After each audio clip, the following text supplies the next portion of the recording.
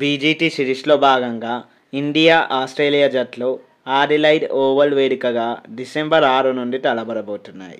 అయితే మొదటి టెస్టులో 295 భారీ పరుగుల తేడాతో గెలిచిన టీమిండియాకి గుడ్ న్యూస్. అది ఏంటంటే captain Rohit Sharma second test match ఆడబోతున్నారు.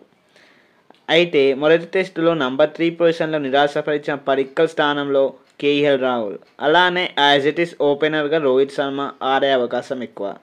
అలానే ఆస్ట్రేలియా బౌలర్ అయిన హెజిల్వుడ్ సెకండ్ టెస్ట్ మ్యాచ్కి ఇంజురీ వల్ల దూరం కానున్నారు. మొదటి టెస్ట్ మ్యాచ్లో ఆస్ట్రేలియా ఓడినప్పటికీ హెజిల్వుడ్ మంచి బౌలింగ్ ప్రదర్శనతో 5 వికెట్స్ తీశారు. సో ఈ ప్లేయర్ స్థానంలో స్కాట్ బోలాండ్ ఆడే అవకాశం ఎక్కువ.